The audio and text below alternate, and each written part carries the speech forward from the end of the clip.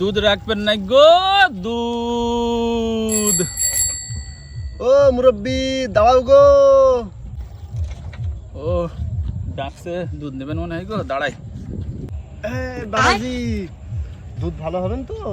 ভালো হবেন মানে বাপু, এক নম্বর ভেজাল দুধই আছে। মানে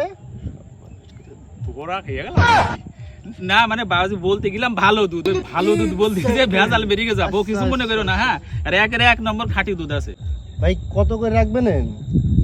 দুধ ও একেবারে খুব ভালো দুধ তো, ওই 80 টাকা লিটার নেবানে। ভাই কয়দিন আগে আপনার কাছ থেকে নিলাম 60 টাকা লিটার, আপনি 20 টাকা বাড়িয়ে দিলেন, কাহিনী কি ভাই? ও তেমন কিছু না, ওই যে আটার দাম বেড়ে গেছে না, আটা আগে ছিল 40 টাকা কেজি, এখন 50 টাকা কেজি, দুধের দামও বেড়ে গেছে। আটার দাম বেড়ে গেছে মানে? আবার বললেন ভালো দুধ, কোনো ভেজাল নেই, মনে হচ্ছে, কাহিনী কি ভাই?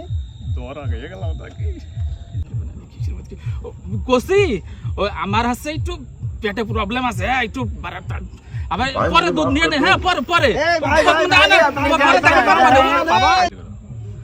প্রিয় বন্ধুরা, আমাদের দেশ তো আসলে ভেজালের দেশ, সমস্ত কিছুতেই ভেজাল। তো রাসূলুল্লাহ সাল্লাল্লাহু আলাইহি ওয়াসাল্লাম বলেছেন ধোঁকাবাজের সাথে আমাদের কোনো সম্পর্ক নেই। তো আমরা যে পণ্যে ভেজাল দিই, এটাও একটা ধোঁকাবাজি বা মানুষকে ঠকানো বলে, যেটা মহাপাপ। তো আসুন আমরা পণ্যে ভেজাল না দিই, স্বচ্ছ এবং সৎ ব্যবসায়ী হই, সৎভাবে ব্যবসা করি। আল্লাহ হাফেজ।